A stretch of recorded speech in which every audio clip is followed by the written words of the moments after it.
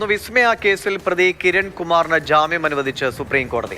ശിക്ഷാവിധി മരവിപ്പിക്കണമെന്ന ഹർജി സുപ്രീം കോടതി അംഗീകരിച്ചു. പി ബസന്ത് വിവരങ്ങളുമായി ചേരുകയാണ്. ബസന്ത്, ശിക്ഷാവിധി മരവിപ്പിക്കണമെന്ന ആവശ്യമാണ് കോടതി അംഗീകരിച്ചിരിക്കുന്നത്. നമുക്കറിയാം, കേരളത്തെ പിടിച്ചുകുലുക്കിയ കേസാണ്.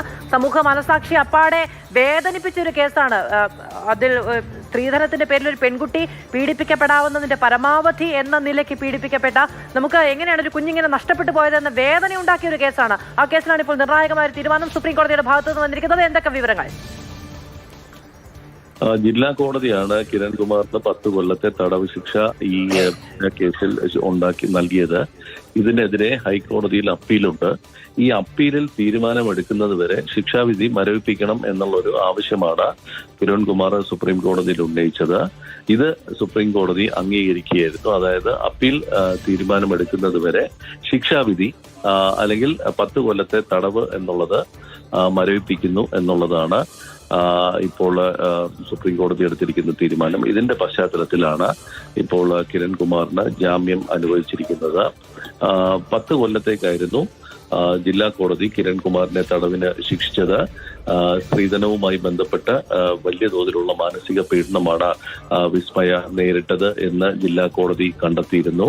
ഇതാണ് മരണത്തിലേക്ക് നയിച്ചത് എന്നുള്ളതാണ് കോടതിയുടെ കണ്ടെത്തൽ. ഇതിനെ തുടർന്നിട്ടാണ് 10 കൊല്ലത്തെ തടവ് കൊല്ലം ജില്ലാ കോടതി വിധിക്കുകയും ചെയ്തിരുന്നത്. 100 പവൻ സ്വർണം, 1 ഏക്കർ ഭൂമി, അതോടൊപ്പം തന്നെ ഒരു കാറും സ്ത്രീധനമായി നൽകിയിട്ടും കിരൺകുമാർ വിസ്മയെ പീഡിപ്പിച്ചിരുന്നു എന്നുള്ളതാണ് കണ്ടെത്തിയത്.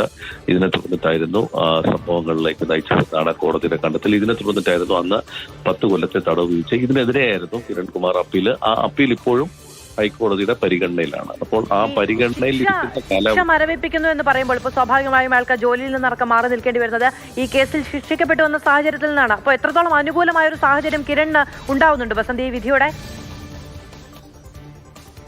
ശിക്ഷ മരവിപ്പിച്ചത് താൽക്കാലം ജാമ്യം കൊടുത്തിട്ടേ ഉള്ളൂ, അല്ലെ, ശിക്ഷ റദ്ദാക്കിയിട്ടൊന്നുമില്ല.